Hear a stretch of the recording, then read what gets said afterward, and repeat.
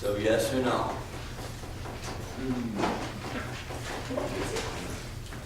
Okay, so here we are adding and subtracting polynomials. This time we're going to do it without using tiles. So you can do it a couple of different ways.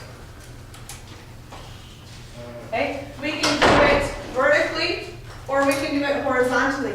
Does not matter, your answers are still going to be the same. We're still doing it just like we did yesterday with adding the tiles, only this time we're not going to draw tiles to do it. We're just going to say, okay, what things match in each polynomial, and then we're going to do our addition or our subtraction, depending on what they tell us. Someone read me number 4 on page 441, Cassie. Parentheses, 4p squared plus 4p squared plus 5p. And parentheses plus, and parentheses, negative 2p squared plus b and parentheses. Okay, so it's a plus one. So really when we're doing a plus one, all we're doing is we're dropping those parentheses and then we're combining things that match, like terms. So 4p squared plus 5p minus 2p squared is a positive and negative make a negative. And then I have a positive and a positive plus p. Okay, so I'm dropping the parentheses because it's a plus. Whatever these signs are coming along, that plus now is gone. Okay? Now, combining things that are the same. They match. So I have 4 minus 2. 2p squared. My p squared is just coming along. Those variables just follow us. Okay? Plus 6. They match. Jeez. And I'm done. Okay? So we're not doing anything different than we did yesterday, except for we're not drawing the tiles, okay? We're still figuring out how many of each of these do I have, okay? The key thing that we have to remember is when we do our subtractions, remember these signs change, okay? So let's do number 7. Parentheses. Tate, read it to me. Parentheses. 6a squared plus 7a minus 9 parentheses minus parentheses negative 5a squared plus a minus 10 parentheses. Okay, so, I know this. So when we do these, let's try the purple.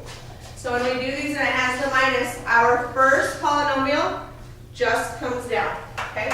Drop those parentheses, bring them down. Okay? Because we're minusing it, our second set of parentheses, whatever is in there, we're changing all those signs. Okay? So it becomes a 5 positive, negative and negative make a positive, a negative and a positive make a negative, a negative and a negative make a positive.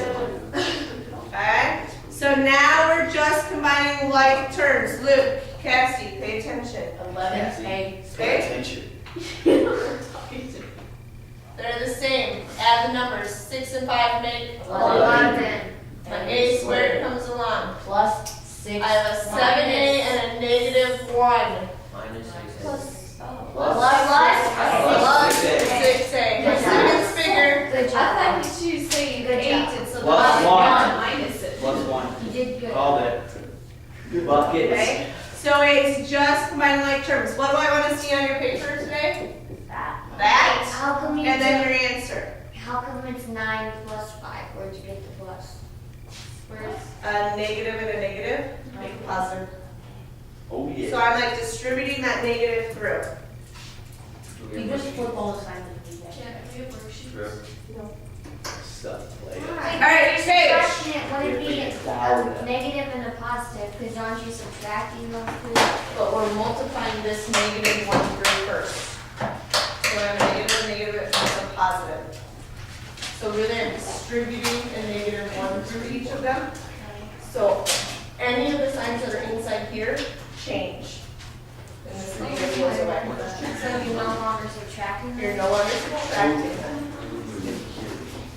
Alright, your assignment is page 441. 12 to 29. 12 to 29. Oh, she called it.